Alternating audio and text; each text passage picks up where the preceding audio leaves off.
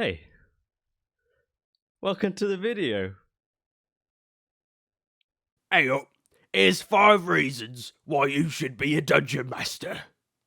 My name's Cam. I've been a DM for Dungeons & Dragons 5th edition for just short of about 2 years now. I think it'll be 2 years in August. And I wanted to start making YouTube videos to kind of give a different perspective on the whole being a dungeon master experience. Because you see a lot of people on YouTube. There's great resources out there from people that have been doing this for a lot longer than I have. And I guess sometimes I watch them and I go, these guys are great. They know exactly what they're talking about. But they're ever so slightly unrelatable. Just for the sheer fact that they've been doing it for a hell of a long time. So I thought that maybe there would be some value in my experience. Someone who's been doing it for a bit, but still largely has no idea what they're doing. My goal, I suppose, if you want to call it that, is to create a space to help uplift people who are in a similar position to myself, or people that maybe haven't quite taken the plunge yet into this journey of being a dungeon master or a player. And I thought that the topic of the reasons why I think you should try being a dungeon master and the reasons why I continue to do it would be a good place to start. D&D happens wherever you want. Back in my hometown, before I went to uni, we had a small gaming group that came up out of the comic shop that used to be local. And the kind of designated GM of that group was somebody who's very, very close friend of mine, and he's been doing it for over 30 years at this point. And as a result, we kind of got our toes wet on a lot of different games, a lot of different systems. We actually played D&D Basic and some advanced Dungeons and Dragons back in then, and we also tried out BESM. We played some of the Fudge system, Marvel Saga, World of Darkness, Call of Cthulhu, and a couple of others here and there. We got our toes wet in a lot of different systems, which is very interesting. The trouble is, because he was very happy and very comfortable in that position, I got very comfortable with the idea that there would always be somebody there to run the games that I want to play, and maybe took the position of the game master for granted. And that resulted in, when I went to uni, we went to an anime convention in the UK called Iacon in 2009. And one of the guests there was none other than Matthew Mercer. And none of us really knew who he was at that time. He had done some bits and bobs we recognized, but we weren't like avid followers of his work or anything like that. But one of the panels that he hosted there went on a huge tangent about Dungeons and Dragons. And that was really what kind of set the spark for us. This was, like I say, this was 2009, so this was before Critical Role. It was kind of in the mid to late period of 4th edition's life cycle. And we were all like, oh yeah, D&D. That's a thing. We should do that. So I went and I bought... I'm going to try not to get all my books to fall over. I went and I bought this, which was the 4th edition core rulebook set. So it comes with the Player's Handbook, which was the Player's Handbook, the Dungeon Master's Guide, and the Monster Manual. And it was pretty expensive at the time. I was only a student, but I thought, you know what, I'll push the boat out so that we can have a good time. Now, I want you to guess which one of these 3 books was the only one that we looked at. That's right. It was the Player's Handbook. We all got really super invested and super into it. We spent hours upon hours making characters and like getting ready to go. And the issue was that nobody wanted to DM. And because nobody was willing to step forward and kind of shelve the notion that they would play and be part of this awesome story, that nothing happened. It just fizzled. And we all lost interest and went our different ways.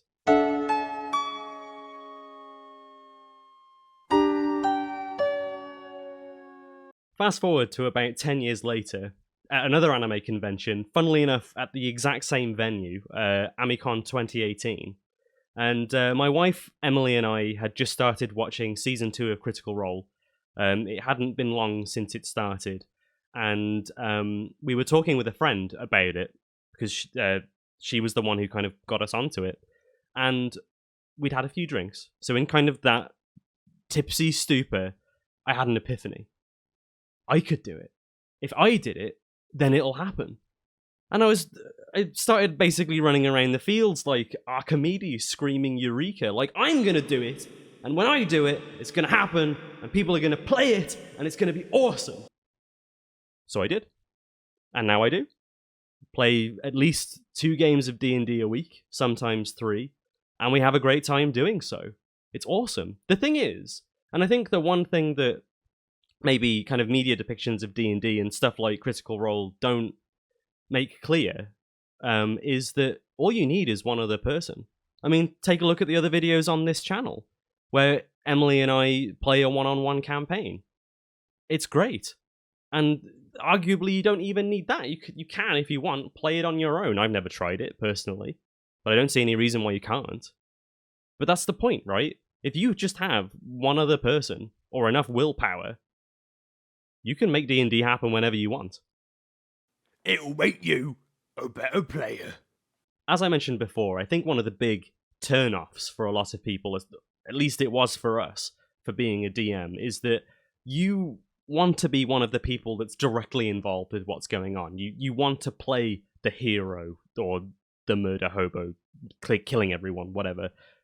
Basically, you want to be part of the action and not the curator of that action. And it's very easy to understand. But the thing is, being a DM in the opportunities that you get to play, it will make you a better player. And I'm not saying that because it means that you've read all the adventure modules and you know where all the treasure is and you know what all the NPC secrets are. It's more that it kind of forces you to flex the same muscles that you need to be a player, and some extra ones that make the experience of being a player more fulfilling and more rewarding.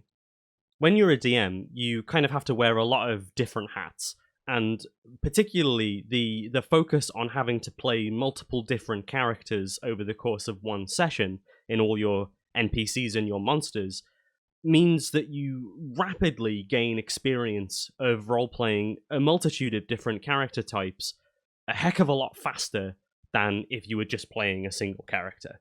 You gain experience so quickly, and there's also more of a focus on spinning the narrative. You need to describe things to your players, and you need to explain things in such a way that they can understand and interpret in their own minds to decide how they want to interact. And those skills transpose really nicely into being a player character. Instead of just saying, I'm a fighter, I'm gonna stab that thing with my sword, you might more innately think to yourself, well, who is my character? And why are they doing what they're doing? And maybe add some more of that descriptive flair to the things that they do on a regular basis. Combat might be less mundane. I'm not saying that you have to be a dungeon master to be able to do those things. I just think that the experience of being a dungeon master means you are more likely to do that a lot sooner, or at least kind of have that stuff in the forefront of your mind a lot easier and have it a lot easier to access.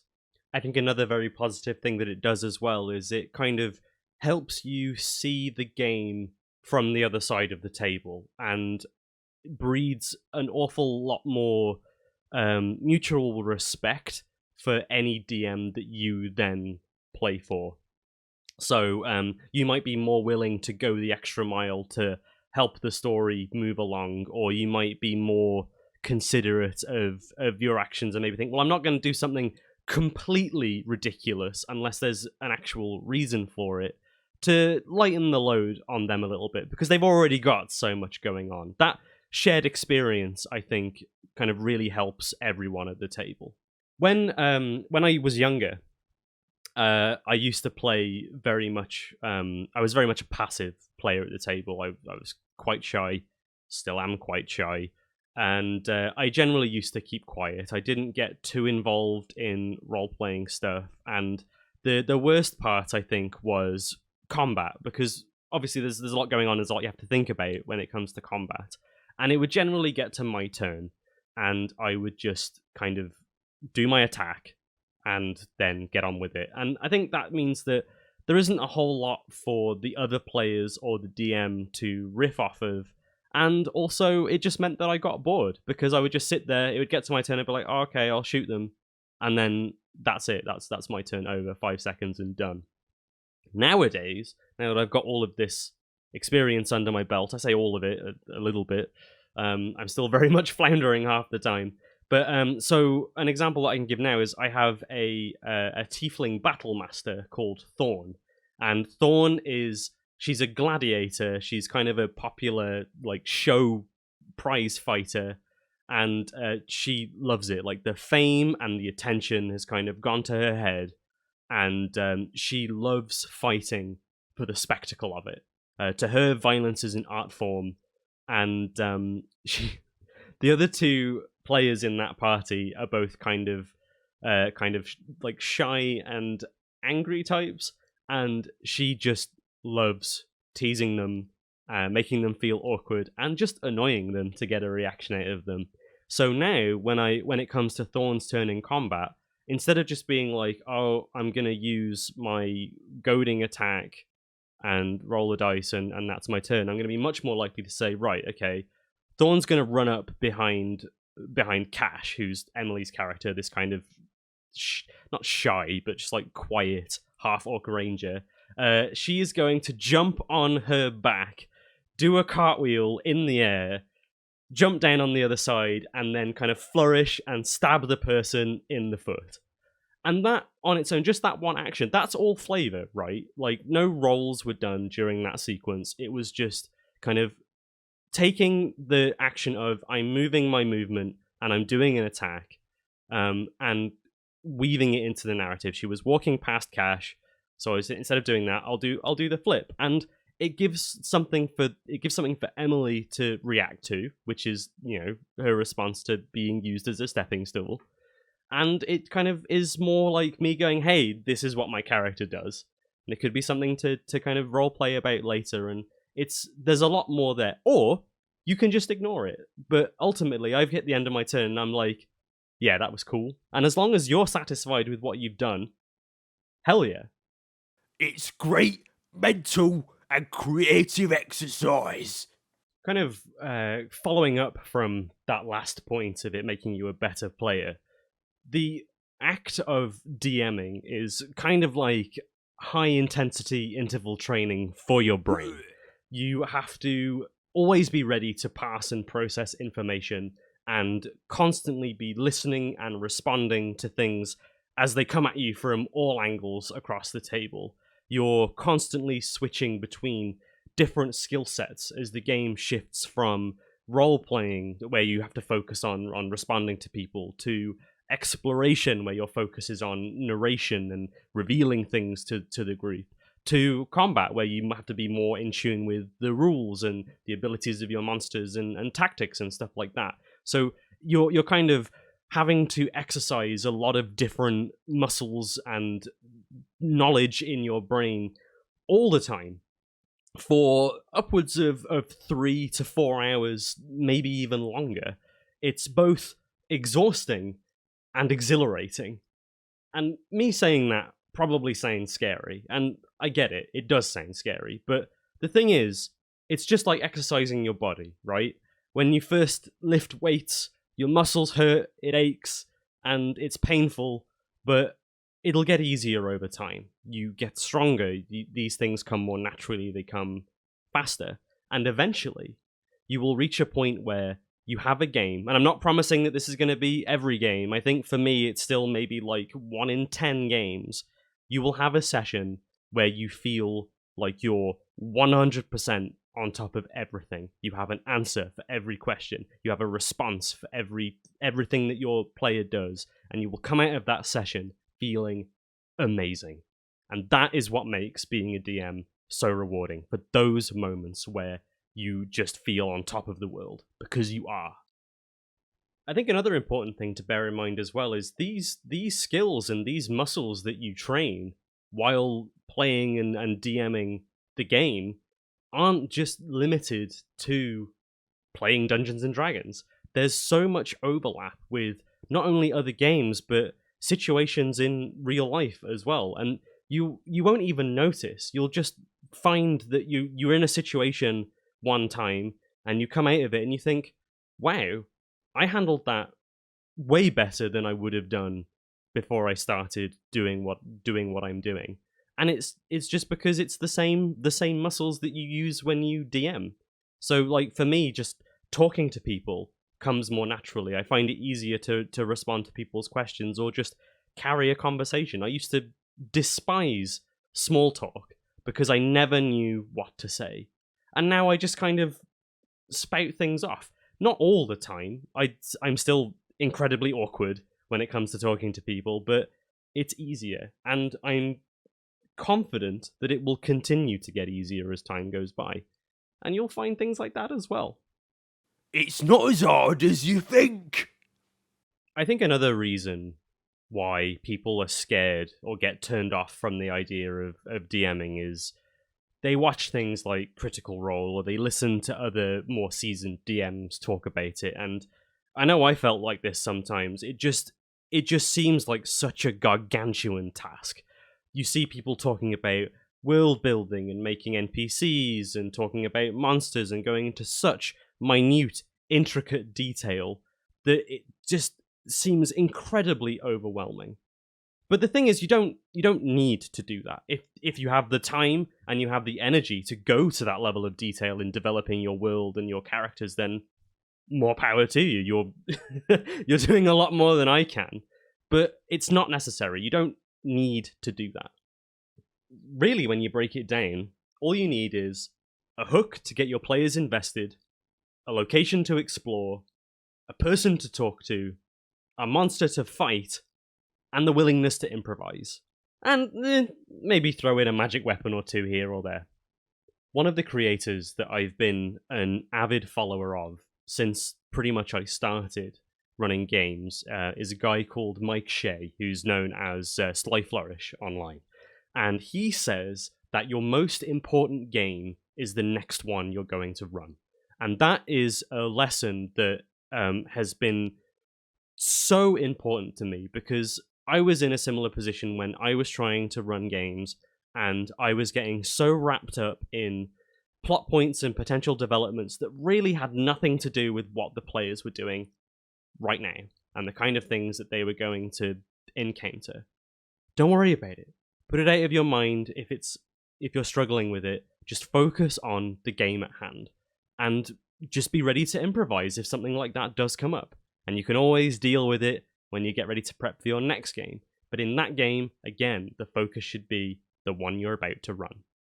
When you start to think in terms of your next game, everything just becomes so much easier. The job at hand gets that much smaller. And if you're running a kind of like a homebrew, long-running campaign, obviously you've got like locations and things to think about. Just focus on where they are. Build that up. Make that as good as you can for the session that you're running. And let things just build up naturally over time. A lot of people also say that this is the best time to learn to be a dungeon master and to play D&D, just because there are so many resources available to help you do it. You've got the Dungeon Master's Guide, which I've got over there, and the other, like, you look at it. Where's it gone? Oh, there it is. It had run away from me. This is a big ass book, right? It looks scary. To someone like me who despises reading, I don't like this. It's a big book. And the knee-jerk reaction is like, oh, I've got to read that in order to run D&D. You don't. This is not like a cover-to-cover work of literature that you need to read and digest in order to run D&D. This, like all of the other books in the D&D library, is a reference guide. You look at it when you need information at the time for the session that you're about to run or the game that you're in, whatever.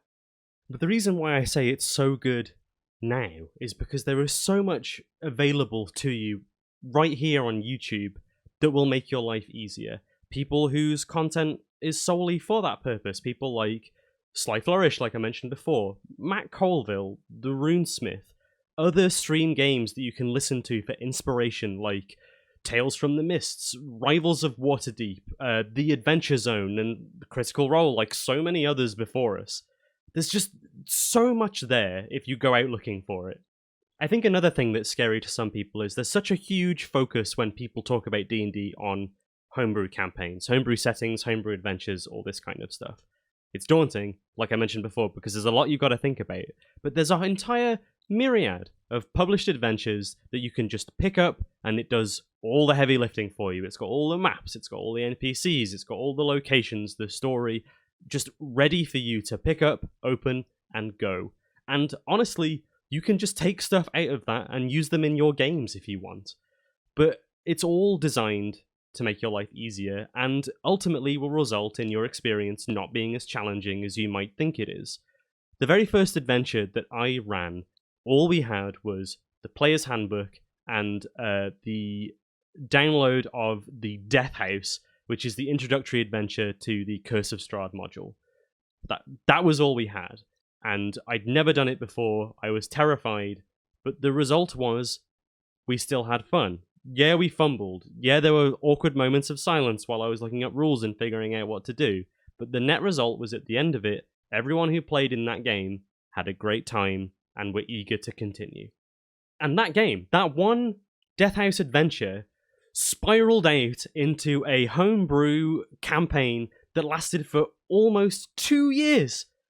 2 years since I started to now. We've recently had to put it on hiatus because of life stuff. It happens, but that just from that one game, that all spiraled out of it. The campaign itself is a complete damn mess, but it doesn't matter. It lasted for that long, and it was fun. It brings people together. And I think that idea, the fact that it doesn't matter how good you are at DMing as long as everyone has fun and everyone will have fun, brings me on to my last point. Before I started DMing, I had been living away from my hometown for a few years. I'm still away from my hometown, but I was disconnected from the people that I knew there and never really got to know anyone over here for a long time, and I was lonely. It's very easy to get separated from people and to drift apart. But the tools and the technology to allow us to play Dungeons and Dragons both online and offline and make it easier than ever are all available to us. Yet another reason why now is such a good time to start. And it, more than anything else that I know, it brings people together. When not too long after I first started, and I was really into it, and D&D had consumed my entire life, I was going to visit some friends that I knew had never played before, and I had this idea for running a game set in the Ravnica setting, which is based on a Magic the Gathering location. And I had convinced myself that two of the new people that I was introducing to the game were going to hate it. I don't know why. I was just they're going to hate it. It's going to be too, like, I don't know, a bit too much in the avenue of nerdism, and it's not going to click with them. Boy, was I wrong. You will be surprised at who will pick this up and take the ball and run with it and really enjoy it. To the point where that game has been running for almost as long as that first one that I mentioned before. It's not as consistent. That one was a weekly game. This is just kind of whenever we're available. So we've only played like a couple of handfuls of games over the past 2 years. But the point that I'm getting at is I was convinced that those people were going to hate it. And then we got up the next morning and we went for breakfast. And without any prompting from me, they started talking about it. They started talking about the interactions of their characters. They were talking about things that happened. And I was just completely like, I did that. That happened. This conversation right now is happening because of me. People are happy, they're enjoying themselves, and they're recounting memories that would not exist had I not stepped up and made the thing happen. Dungeons and Dragons can bring people together and keep people together in ways that I've never seen anything else before. And in doing so, it creates memories that can last for a lifetime. I have reconnected with friends that I've not spoken to in years, and now I speak to them on a regular basis thanks to D&D. I still have memories of the first. This isn't even related. This isn't even D&D. This is going back to when I was in that comic shop and we were playing Marvel Saga. I remember I was playing as Iron Man and my friend was playing as Spider-Man, and we were fighting Ultron. And my friend came up with this crazy harebrained scheme because there were some pipes overhead that were pumping like liquid nitrogen or something, and I think in his head he had this grandmaster plan of, I'm gonna pull those pipes down, and the liquid nitrogen is gonna pour on Ultron, and it's all gonna be great. The way that he conveyed this plan to me in the heat of battle was Spider-Man looks at Iron Man and screams, "The pipes!" and then throws his webs at Iron Man, and then tries to yank him out of the way of them before proceeding with his plan.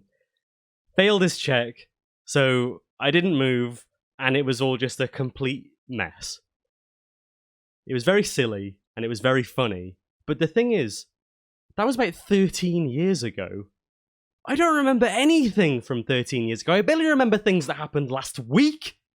I know you want to play, and I know that it's a scary idea, stepping up and doing all of this stuff. But honestly, coming from a guy that's not been doing it that long and still has no idea what he's doing 75% of the time, and is still figuring out what he likes and what he doesn't like and what his style is, it's so rewarding at the end of the day.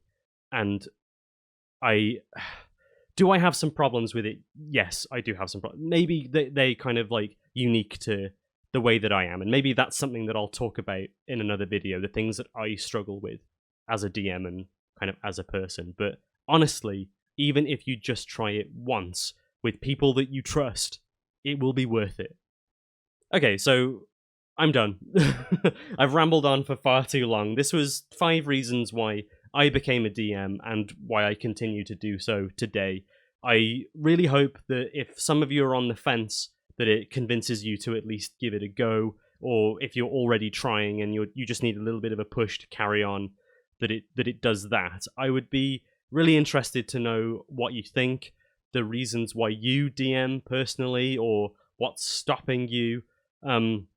I'm planning to create more content a bit like this, just kind of conversational stuff. So if you enjoyed it, then I would really appreciate it if you subscribed. Like I said, I've got a few more ideas of things to do, but if there's anything that you want me to talk about specifically, then please, feel free to let me know.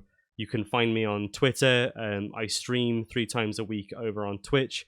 I'll put links to all of that in the description, but really, thank you so much for your time, and stay safe out there.